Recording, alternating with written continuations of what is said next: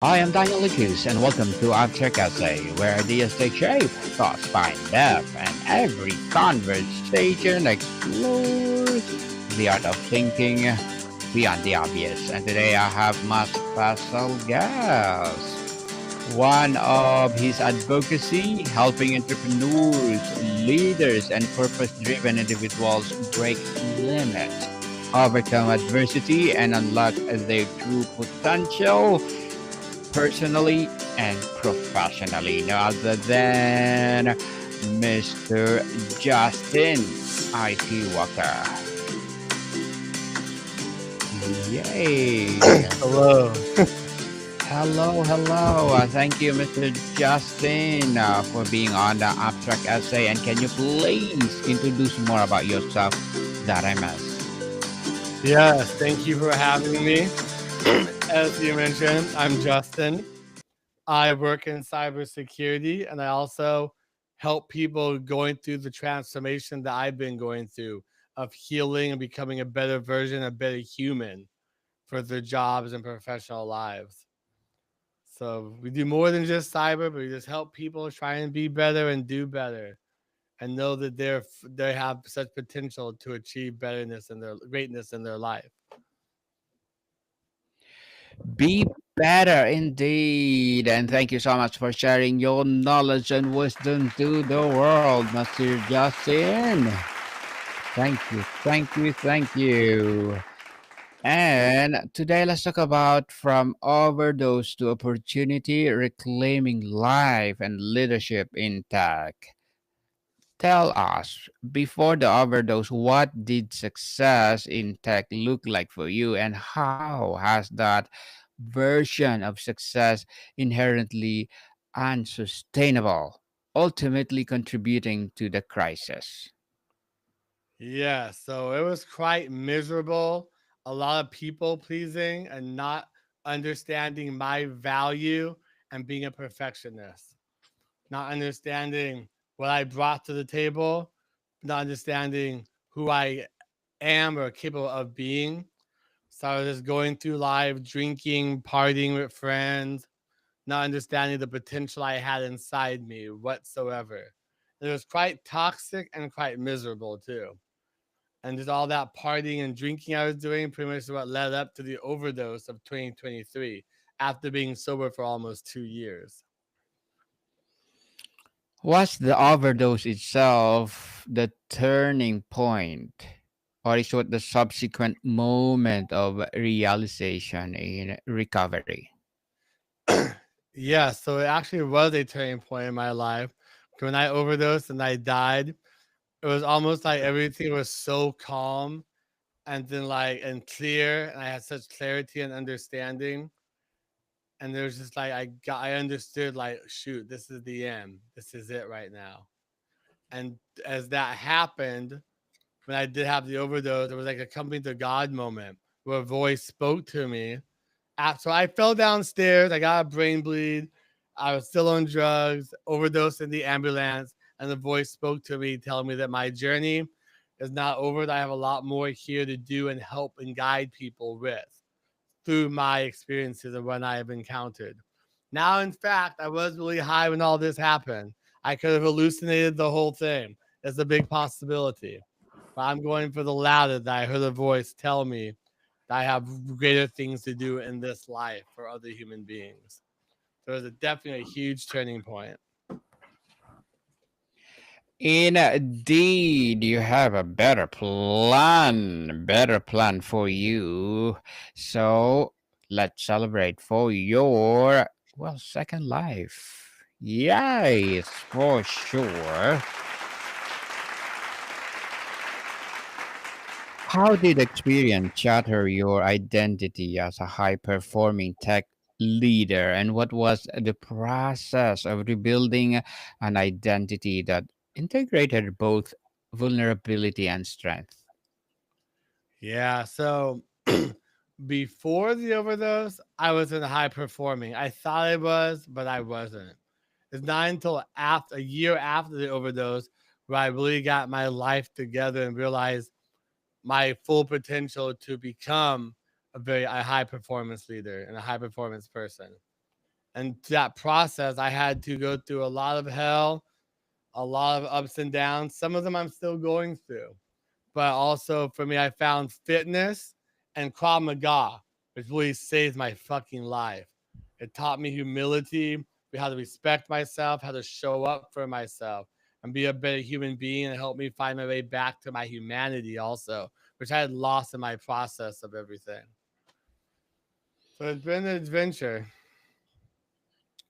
So, how did reclaiming life look like in the first week of the month, or yes, or month? What is the dramatic change or a series of a small, non-negotiable commitments to your well-being? So there were a lot of changes that I tried to do all at one time. I didn't understand that you need to do things at small increments, little by little, or you become overwhelmed and you don't do anything. So I had to slowly, like I was saying, implement going to the gym. Instead, I go 6 days a week now, but before I was going 2 days, then one day. I mean, 2 days, then 3 days, and 4 days. And over time, changing my eating habits, changing the people I hung out with, changing how I showed up for people, how I showed up for myself. Like it took a lot for me to understand that I have to give myself grace. I have to be patient with myself, or I can't give others grace and be patient with them. But it all started with me and figuring that out. Everyone's journey looks different. And I speak to what works for me.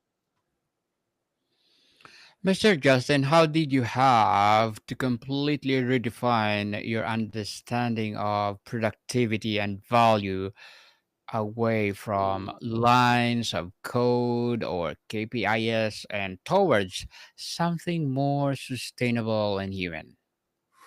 That's a good question. I can say this: it's an ongoing process. It's things that I still have to. I'm still developing each day right now, and trying to learn and understand. But I did a lot of therapy. I have a few coaches that I'm working with to help me understand my value, to help me understand where I fit in terms of this world. And most importantly, I had to learn about self leadership. I had to figure out that what I was doing was not working that got me to where I am. So I had to really understand I had to reshape my identity to completely come 360 and become not become the person I needed, but remember the person who I always was. And it's just little steps each day. Working out, going to the gym, doing my Krav Maga, working with my coaches, building my business, having conversations. One of the most powerful things was when I started my podcast. It helped me find my voice and learn how to talk to people, how to have conversations. So all of those people helped me with my healing process as well. I learned so much valuable information from those people, and I still am. Mr. Justin, what are the 3 to 5 non negotiable practices that from the foundation of your reclaimed life, and how do you protect them in a damaging industry or in demanding industry? Woo! Number one, fucking sleep.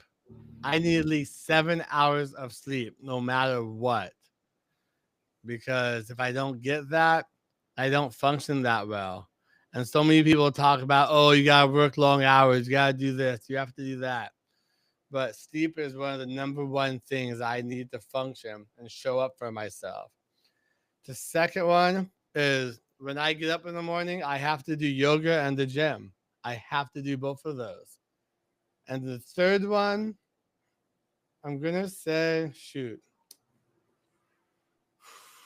being aware of how I'm feeling each day, because it can be so easy to fall into a comfort zone of going about my day like without thinking or being what's the word I'm looking for, cognizant of what's actually going on. If I fail to do that, I can't bring myself back into old behaviors, old habits. So sleep, gym, yoga, and being cognizant of my emotions and my ability to think things through rationally each day. So, how did you learn to leverage vulnerability as a leadership superpower rather than a career liability? You know, honestly, through my podcast, first realizing that I have more to offer than just my IT or technical skills, that people feel comfortable and they talk with me. So we talk about life and things are going on with them, things they are aspiring to do. So I learned through that people just want to be heard. They want someone to listen. They want to just to know that someone understands them. So using that and then bringing that energy to my podcast, I realized that we just need to have more conversations and talk with people, and you can get so far and find out so much about people. And that pours over into leadership. Showing up for yourself, showing up for them, being a fucking human being to one another. And that kind of leadership goes really far. Being a servant, being one who shows up and helps them and guides them, not yells, not screams, not be one of those people who are just always micromanaging people, just being a human being. Mr. Justin, how we define reclaim leader and how does the impact differ from that of a traditional successful but potentially unsustainable leader? Yeah, so like I've said earlier, it starts with self leadership. There are many people that don't show up for themselves, that don't know how to lead themselves, let alone try to lead these companies and lead their family. That I had to go through a lot of healing and I'm still going through a lot of healing. But learning how to lead myself, show up for myself, be the person that I want in my life to lead me, I had to learn that in such a hard, profound way. I was never showing up and being that person. And then just seeing other CEOs and people who call themselves leaders or work in leadership, they were just so drained, so angry, so emotional. They had no intelligence or how to understand or even communicate with people very well. So I feel that you have to really lead yourself in order to be a great leader and to lead other people. What are the leading indicators of a team health, monitor as closely as a sprint velocity or revenue targets? I got half of that. Could you please repeat yourself? What are the leading indicators of team health, monitor as closely as sprint velocity or revenue targets? So I can't speak for teams too much. I haven't really led any teams in a long time, especially not since before my accident. So I can't really speak to that question too much if you're relating it to teams, correct? Yes. Yeah, so I can't really speak to that too much. I don't have a team right now. I'm working on building my company right now. I don't actually have a team just yet. So, what is the single most important thing tech companies and investors are missing about the human cost of the move fast, break things mentality and resulting talent drain? Well, you said part of it. They're forgetting that we're human beings. They're so technical. They're so caught up in making money and just selling things and products to people that they don't necessarily need just to make their ROI and make their money. That they're forgetting that humans are the most important factor in that. Like it's when you're protecting a company, humans are the most important part. They have to be trained properly, not just the CEO, but the receptionist. Everyone needs to have the right training so you can protect companies correctly.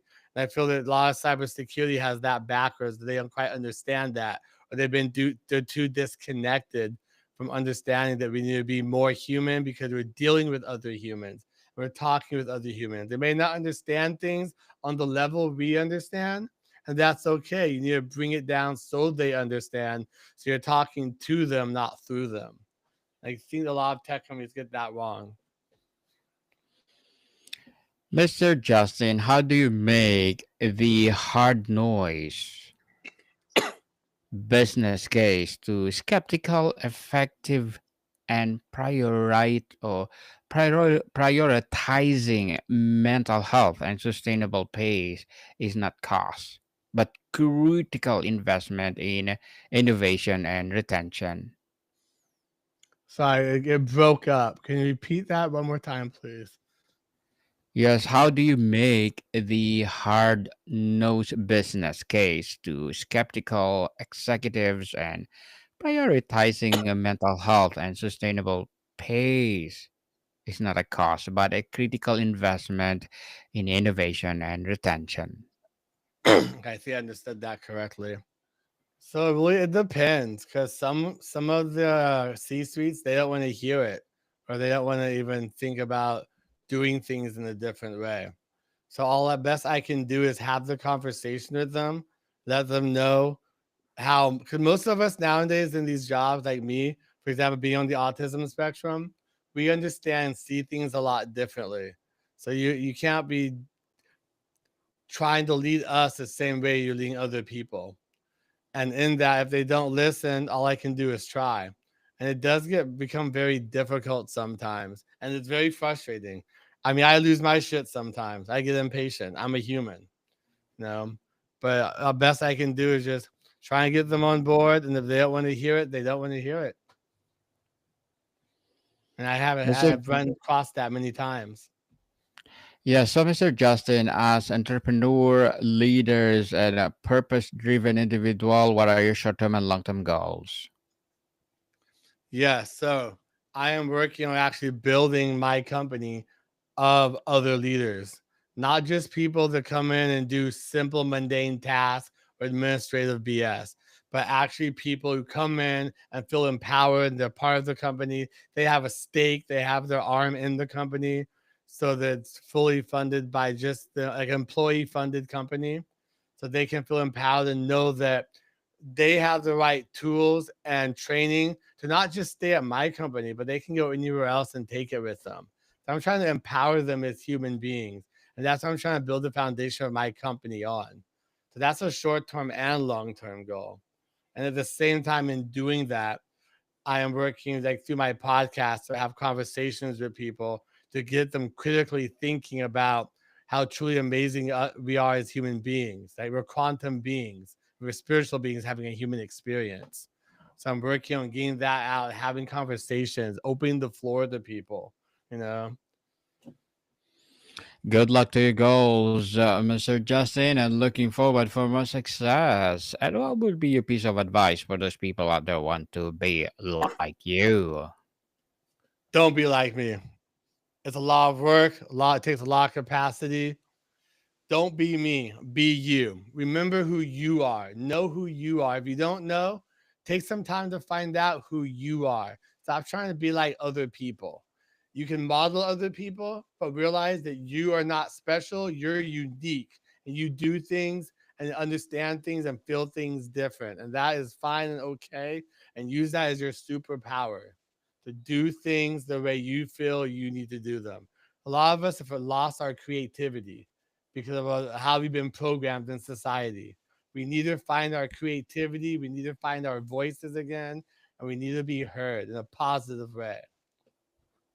Be human. That's what I got.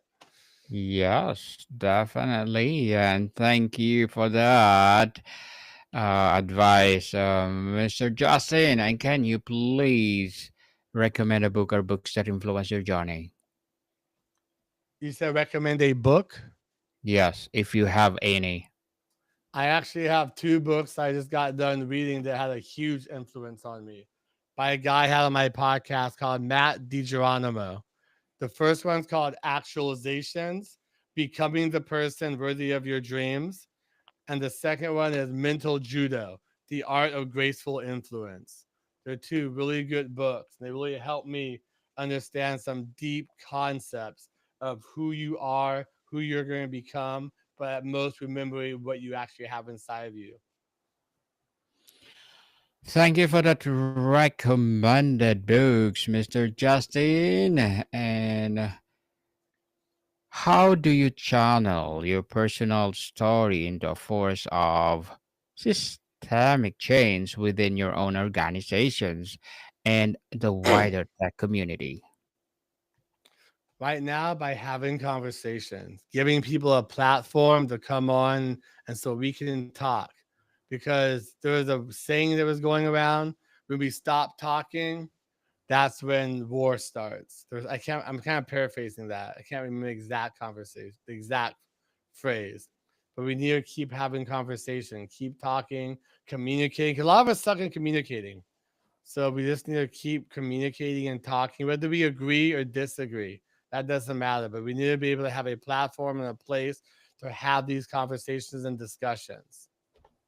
And that's what I'm working towards. Communicate, people, communicate indeed. And Mr. Justin, have you seen your journey inspire others in your network to prioritize their well being or seek help? Can you repeat that? Have I seen them? Yes, have you seen your journey inspired others in your network to prioritize their well being? I'm starting to see it. Have we have a newsletter that I send out with all of our podcast episodes, and I get great feedback on that. People saying that, oh my goodness, I need to hear that right now. Thank you.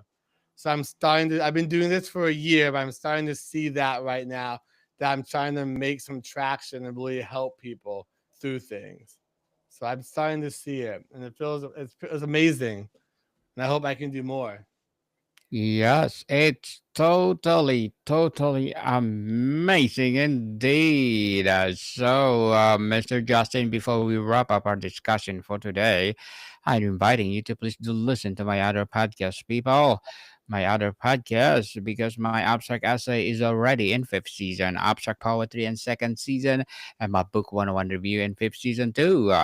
Comedy 101 in second season, and my food 101 in fifth season as well. Geography 101 in fourth season, Almont, baby. Podcast Law 101 and Mental Health 101. Love Letters in third season, and Movie 101 Review and Music 101 in fourth season, and Science 101 and Sex 101 in its fourth season. Please listen to them wherever you listen your podcasts. So, Mr. Justin, what is the opportunity that lies on the other side of such profound personal disaster, not just for you, but for the entire culture of tech? If I understood your question correctly, you're asking me what lies on the other side of tech, Yes, please. Despite of what happened. despite what happened to me. Yes.